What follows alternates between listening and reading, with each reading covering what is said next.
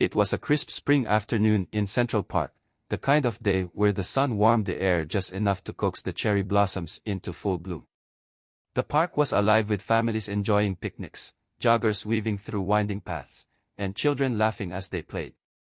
Among the bustling crowd was 17-year-old Barron Trump, strolling quietly with a leather-bound book under his arm. Reserved by nature, Barron preferred these peaceful escapes to the chaotic world of politics and attention surrounding his family. He found a secluded bench under a towering cherry tree, the petals floating down like soft pink snow. As he opened his book, his gaze drifted to a small boy sitting on the ground nearby. The boy, no older than 8, was hunched over a broken toy car. His small hands fumbled with the wheel, his lips pressed tightly together in frustration. Tears welled in his eyes, though he tried hard to blink them away. Barron watched for a moment, his heart sinking. The boy's clothes were worn but clean, his sneakers scuffed from countless adventures. He seemed so determined yet defeated, clutching the broken toy as if it were the most precious thing in the world. Setting his book aside, Barron approached him carefully, not wanting to startle him. "Hey there," he said softly, crouching down to the boy's level. "What's going on?" The boy looked up, hesitant but desperate to share. "It's my favorite car," he said, holding it up. "The wheel broke this morning. I tried fixing it, but I don't have the tools. And I was saving up to buy another one," but his voice trailed off as he looked down, embarrassed. Barron's chest tightened. He couldn't help but think of his own childhood, filled with toys he'd barely given a second thought to. Yet here was a boy who treated this one small car like a priceless treasure. "Let me take a look," Barron said, gently taking the car. He reached into his pocket for the small multi-tool he always carried. "I think we can fix this together." The boy's eyes widened with cautious hope as Barron sat beside him on the ground. Together, they examined the car.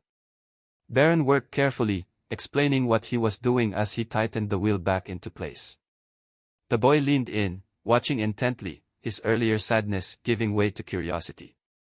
After a few minutes, Barron handed the car back. "Try it now," he said with a smile. The boy placed the car on the ground and gave it a push. It rolled smoothly across the pavement. "It works," he exclaimed, his face lighting up with pure joy. "You fixed it."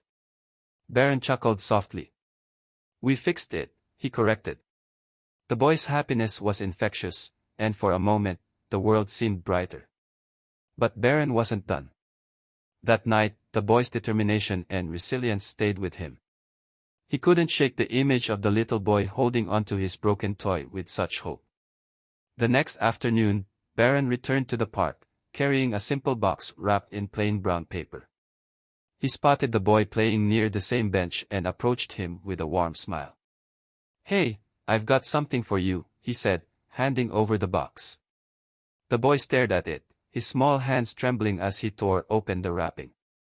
Inside was a brand new remote-controlled car, sleek and shiny, far more advanced than his old one. He looked up at Barron, his mouth open in disbelief. "This is for you," Barron said gently. "Every kid deserves a little magic." The boy's mother, who had been sitting nearby, approached them. Her face was a mix of surprise and emotion.